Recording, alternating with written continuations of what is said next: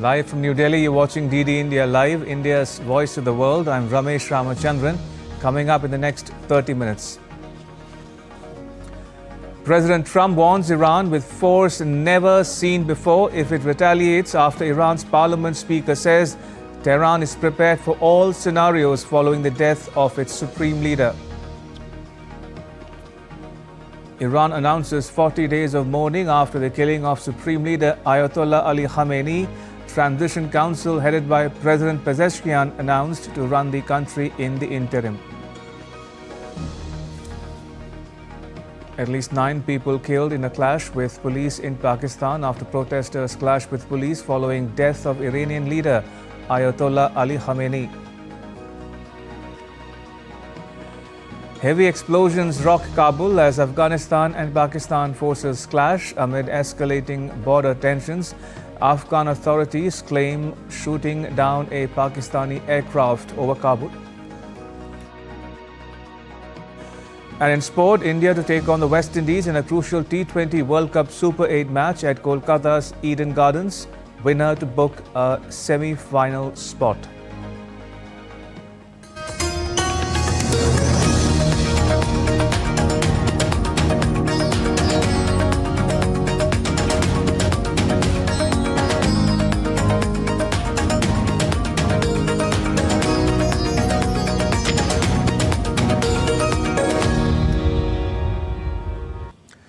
US President Donald Trump has warned Iran on Sunday not to escalate its attacks, sharing on Truth Social that America will strike back with a force that has never been seen before.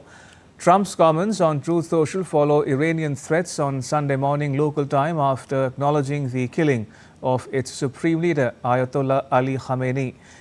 He wrote, and I quote, "Iran just stated that they are going to hit very hard today, harder than they have ever hit before." Trump wrote, "They better not do that, however, because if they do, we will hit them with a force that has never been seen before."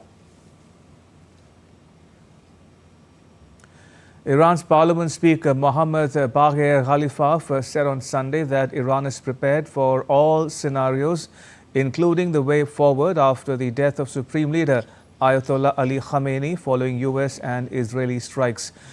In a video carried on state television, the Iranian parliament speaker said the US President Trump and Israeli Prime Minister Benjamin Netanyahu have crossed the red lines and will suffer the consequences. He is the highest ranking official to appear on camera since the attacks began on Saturday.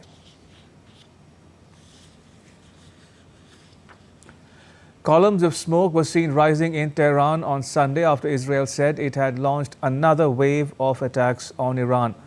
A source briefed on the Israeli campaign told a news agency there had been no change in military strategy after the killing of Supreme Leader Ayatollah Ali Khamenei the day before, and that strikes would continue to target Iranian officials and missile infrastructure.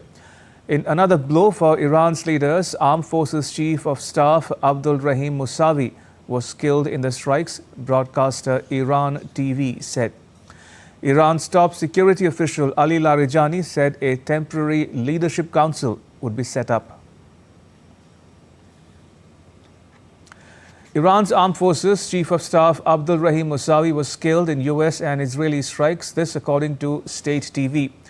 It reported that Musavi was among several top Iranian officials killed during Saturday's strikes. The report said the incident occurred while a Defense Council meeting was on. Those named included Defense Minister Aziz Nasirzadeh, Revolutionary Guard Chief Mohammad Pakpour, and Defense Council Head Ali Shamkhani. The authorities said more names may be announced later.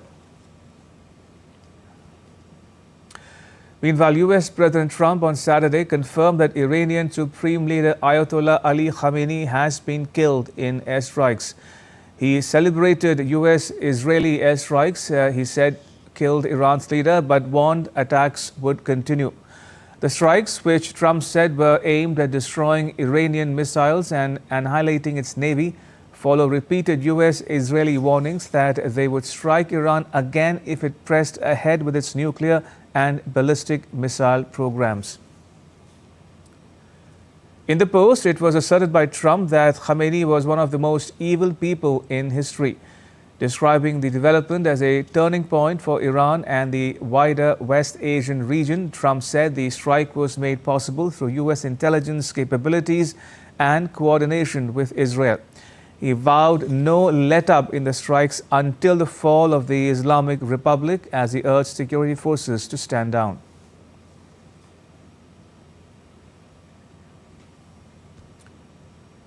Earlier, Iranian state TV confirmed the news of Ayatollah Ali Khamenei's death in the early hours of Sunday. A presenter on state TV announced Khamenei's death at 5 a.m., that is 1:30 GMT. Iranian media also reported the deaths of his daughter, son-in-law and granddaughter. Iran state TV announced a 40-day mourning period and 7 public holidays following the Ayatollah's death. 86 years old Khamenei had been Iran's supreme leader since 1989. His killing sets off a process under the Iranian constitution in which the Iranian president, the head of the judiciary and one cleric from the Guardian Council will form a council to lead the country.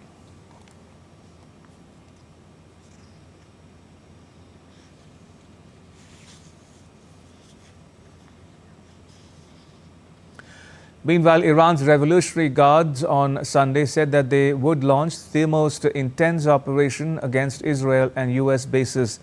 The IRGC, in a social media post, said the most ferocious offensive operation in the history of the Republic. Armed forces will begin any moment now.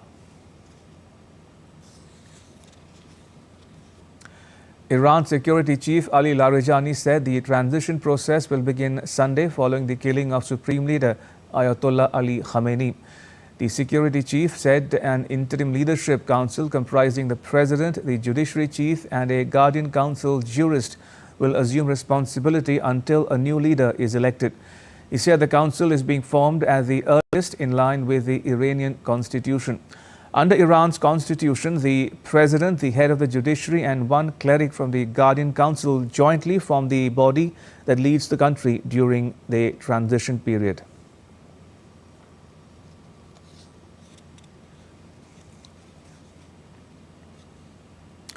And joining me for more on the developments is my colleague Jessica Taneja. Jessica, fill us in on the latest you're picking up on the developments in Iran and elsewhere in the region as well.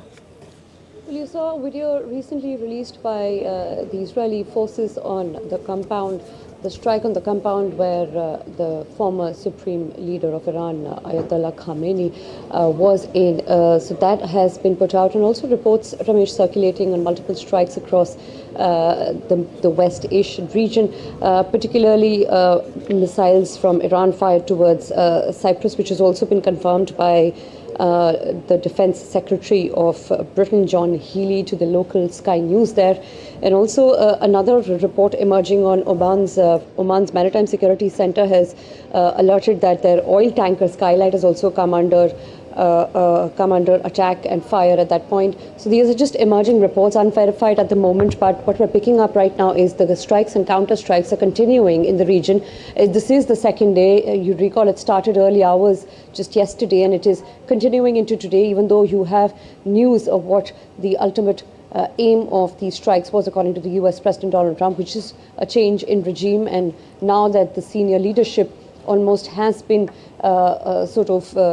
killed in those strikes, according to the Americans as well as the Israelis, there is really no understanding from here on as to how long will this continue and how widespread would this be, because since yesterday we've seen almost all other West Asian nations have reported some form attack or the other, be it Bahrain, where the US Fifth Fleet was stationed, their base was attacked, then the missiles came firing, and after that you also saw reports from UAE's Dubai and in Abu Dhabi as well, in Qatar, as well as other regions, Jordan also reporting one of them. So the region is quite flared up when it comes to security situation, but these ongoing strikes and counter strikes continue throughout the second day. Now, to what end will this go on? Well, only the American president, along with his entire military intervention, will be able to make us understand. And the coming future. But at this point, it continues. And if you go by the statements of President Donald Trump just yesterday, the latest one suggesting that this would continue to go on for at least a week, if it has to. Don't know about a month, but for a week at least, these strikes and counter strikes would continue. And there is damage, of course, being reported here and there from the spots. Jessica, let's now talk a bit, if you will, about India. How is New Delhi looking at these developments? I ask you this because that region as a whole, the entire West Asia region, is home to about 9 or 10 million Indian nationals living and working there.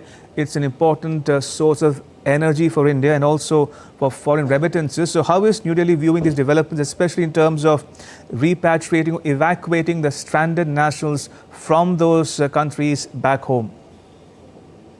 Well, nothing has been made public about those plans, but I'm certain they must be underway. Of course, looking at the developments in the recent hours and days that have gone by, the Indian side would have formulated a plan of sorts. It has done in the past. It would continue to do so and deliver on those things, even as we see the kind of security situation. A lot of Indians are caught up, and you saw reports yesterday, Ramesh, of people who were stranded at Dubai airport. In fact, two of those busiest airports in Dubai were halted immediately.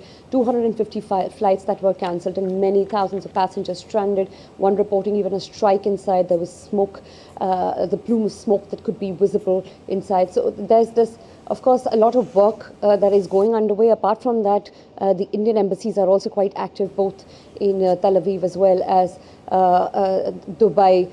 As the drill goes, they have issued advisories in the recent past cautioning the citizens to stay safe and seek shelter.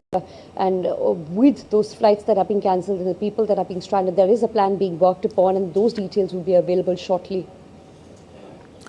All right, we'll leave it there for now. Jessica, thank you. Jessica Taneja reporting there on the latest developments. Moving on, India on Saturday voiced deep concern over the recent developments in Iran and the entire Gulf region, calling for restraint and renewed efforts towards a dialogue. In a statement, India's External Affairs Ministry urged all sides to avoid escalation and prioritize the safety of civilians. It emphasized that diplomacy must be pursued to de-escalate tensions and address underlying issues, while reiterating that the sovereignty and territorial integrity of all states must be respected. It highlighted that Indian missions in the region are actively monitoring the situation.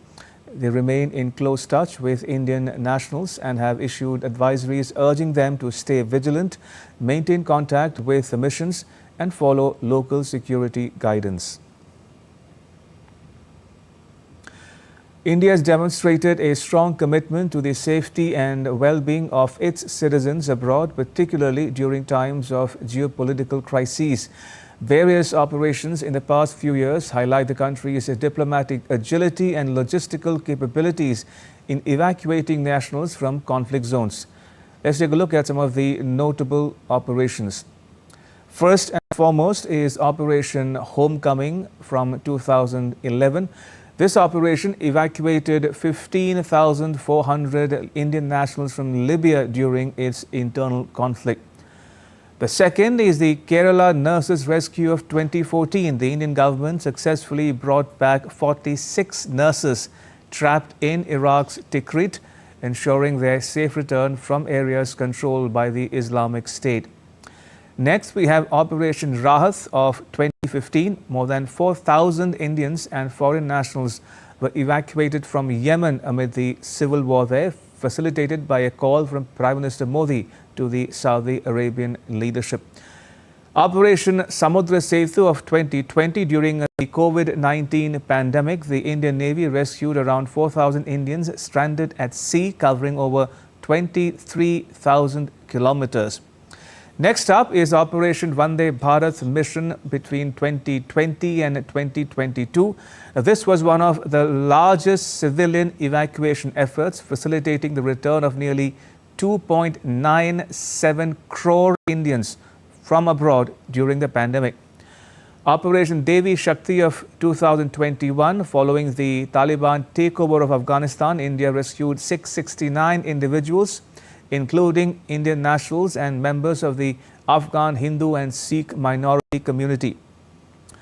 Operation Ganga of 2022, over 22,000 Indians were evacuated from Ukraine amid the conflict, with extensive airlift operations conducted.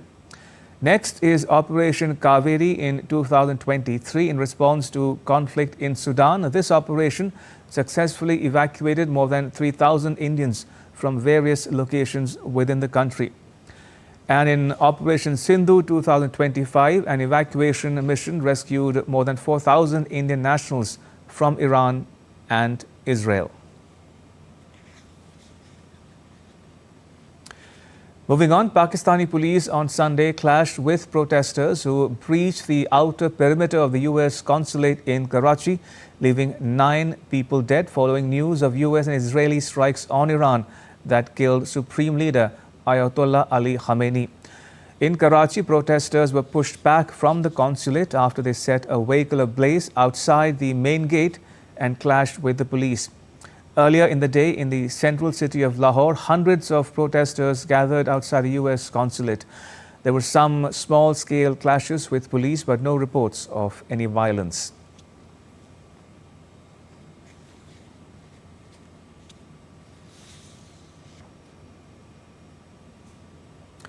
Time for a short break. Keep watching DD India Live.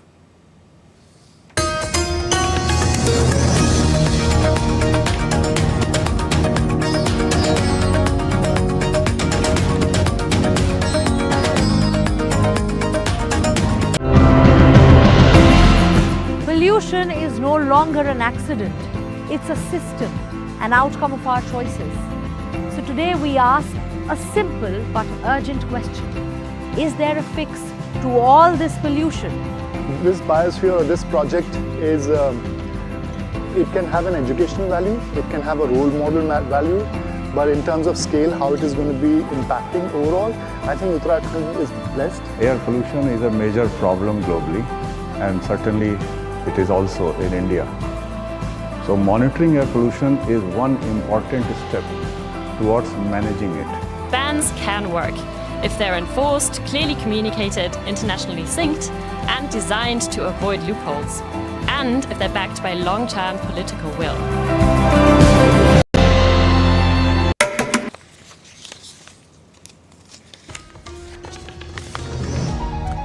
Welcome back. You're watching DD India Live. I'm Ramesh Ramachandran. Prime Minister Modi, who arrived to a rousing reception in Puducherry on Sunday, dedicated development projects worth over 2,700 crore rupees aimed at strengthening infrastructure, urban services, industrial development, education, healthcare and sustainable growth in Puducherry.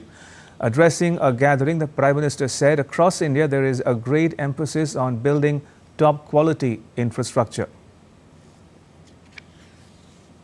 There is a great emphasis on building top quality infrastructure.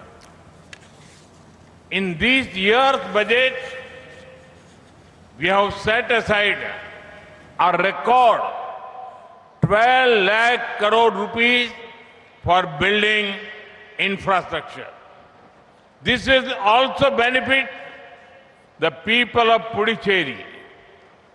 We included Puducherry under the special assistance to states for capital investment scheme, which used to be open only for states.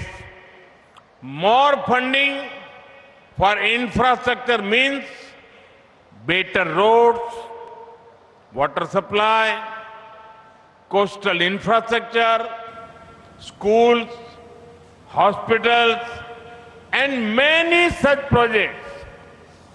These facilities directly make the lives of the people better.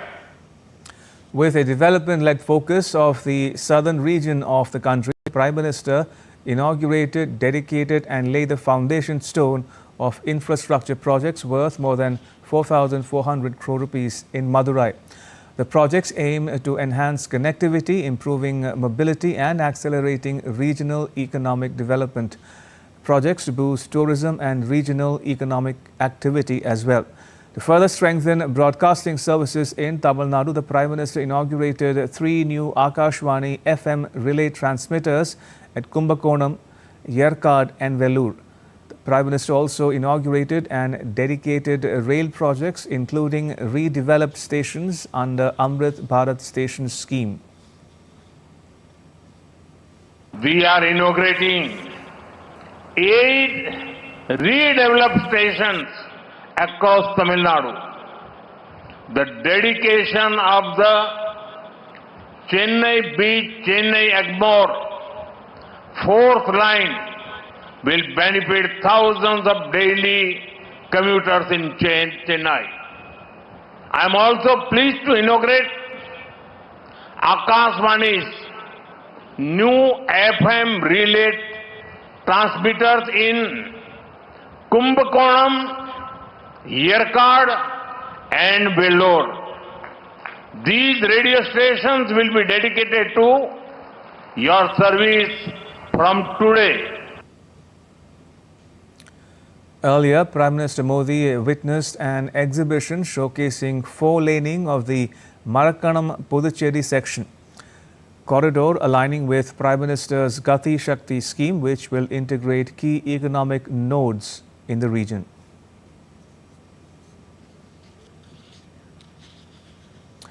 A massive explosion that occurred on Sunday at a factory manufacturing explosive materials in Rawalgaon, Maharashtra's Nagpur district has shaken the entire area. In this tragic incident, 17 people have been confirmed dead so far, while 18 others have been seriously injured. The injured have been immediately referred to various hospitals in Nagpur city for treatment. The district administration acted swiftly, with the district collector and superintendent of police reaching the site to oversee relief and rescue efforts. Teams were deployed to pull people from the debris, while officials from the Petroleum and Explosives Safety Organization and the Directorate of Industrial Safety and Health arrived to conduct safety and technical investigations. Chief Minister Devendra Fadnavis described the incident as extremely unfortunate and heart-wrenching. He announced that the state government would provide financial assistance of 5 lakh rupees to the families of those who lost their lives in the accident, and that the concerned company would also extend financial support to the victims' families. Officials said that a large part of the factory was damaged in the explosion, with nearby areas also affected. A detailed probe has been ordered to determine the cause and fix responsibility for any negligence. Relief and rescue operations are ongoing, and authorities are closely monitoring the situation. Meanwhile, President Draupadi Murmu expressed her condolences to the bereaved families who have lost their loved ones in the explosion at the factory in Nagpur and prayed for the speedy recovery of the injured.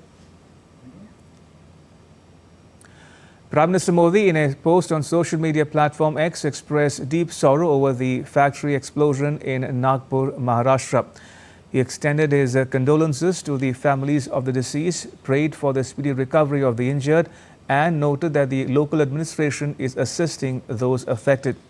He announced an ex gratia of 2 lakh rupees from the Prime Minister's National Relief Fund, which will be provided to the next of kin of each of the deceased, while the injured will receive rupees 50,000. Vice President C.P. Radhakrishnan laid the foundation stone of Chetana Gyanashram in Thrissur, Kerala. He highlighted India's ancient and rich musical heritage, saying the country's civilizational journey has long been shaped by the enduring power of music. Its own rich tradition of music dating back thousands of years. From the hymns of Vedas to the devotional outpourings of saints, music has flowed through our civilization like the holy Ganga, pure, powerful and life-giving. IT Minister Ashwini Vaishnav addressed the Gujarat Semi-Connect conference in Gandhinagar, calling it a historic milestone for India's semiconductor journey. He said the Prime Minister inaugurated the country's first semiconductor plant, fulfilling the promise to bring chip manufacturing to India, with more plants set to begin production soon. Bharat के इतिहास में, industrial इतिहास में एक बहुत बड़ा ऐतिहासिक दिन था। कल पहला सेमीकंडक्टर प्लांट इनॉग्रेट माननीय प्रधानमंत्री श्री नरेंद्र मोदी जी ने किया और जो प्रॉमिस उन्होंने देश के सामने रखा था कि भारत में सेमीकंडक्टर इंडस्ट्री को लाना है, वो प्रॉमिस उन्होंने पूरा किया और ये पहला कदम है। बहुत जल्दी दूसरा प्लांट भी कॉमर्शियल प्रोडक्शन में जाने वाला है और उसके बाद में 2 और प्लांट कॉमर्शियल प्रोडक्शन में इसी वर्ष जाएंगे। Minister Vaishnav highlighted the rapid progress on India's bullet train project. He said the Mumbai-Ahmedabad bullet train is expected to start next year and once completed will cover the distance in 1 hour and 57 minutes at a speed of 350 kilometers per hour. The minister also noted that the Prime Minister has approved 7 more bullet train projects. Bullet train का काम भी बहुत तेजी से आगे बढ़ रहा है। अगले साल बुलेट ट्रेन चालू करेंगे और जो जब कंप्लीट हो जाएगी मुंबई से अहमदाबाद 1 घंटे 57 मिनट के अंदर अंदर जर्नी होगी। 350 किलोमीटर पर आवर की स्पीड से ट्रेन चलेगी। माननीय प्रधानमंत्री जी ने और 7 प्रोजेक्ट भी बुलेट के नए अप्रूव किए हैं। In sports news, India's T20 World Cup campaign has reached a decisive moment. After an unbeaten group stage and a mixed Super 8 run, the men in blue now face a virtual quarter-final against the West Indies at Eden Gardens in Kolkata on Sunday. With a semi-final berth on the line and a no room for error, it's a clash that promises high intensity and high stakes. Here's more. The Indian cricket team's hopes of qualifying for the T20 World Cup 2026 semi-finals rest entirely on the result of their final Super 8 encounter against the West Indies at the Eden Gardens. Reigning champions India sailed through the group stage unbeaten, but their title defence took a serious hit with a loss to South Africa in their Super 8 opener. Under pressure, they responded strongly with a commanding 72-run win over Zimbabwe to stay alive in the race. While South Africa already defeating the West Indies earlier and sealing their semi-final berth with 4 points and a superior net run rate, the equation in Group 1 is now crystal clear. The top 2 teams from each Super 8 group progress to the semi-finals. For India, the scenario is simple. Beat the West Indies and qualify alongside South Africa.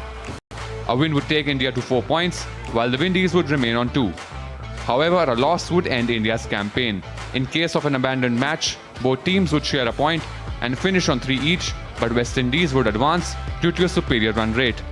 Conditions also play a key role. Eden Gardens has already produced high-scoring contests in this World Cup, with an average first innings score of around 180 and the 200 mark has been crossed twice. While the surface has offered assistance to both batters and bowlers, dew remains a potential factor in the night game. Interestingly, while India dominate the overall T20I head-to-head, the trend shifts in T20 World Cups. The West Indies have won 3 of their 4 World Cup meetings against India, with India's only victory coming in 2014. At Eden Gardens, though, India enjoy a perfect 4-0 T20I record against the Caribbean side. For India, it's a straightforward win and move forward, lose and go home. A semi-final spot, pride and title defence hopes all hinge on one final Super 8 showdown. Sports Desk, DD India. And that's all for this edition of DD India Live. Let us know your thoughts on the news of the day. For those on the go, you can get the latest news and updates from India and across the world on the DD India mobile app on both Android and iOS platforms. Scan the QR code to download it. And we'll be back with more news as it breaks. I'm Ramesh Ramachandran. From all of us here in New Delhi, thanks for watching DD India Live.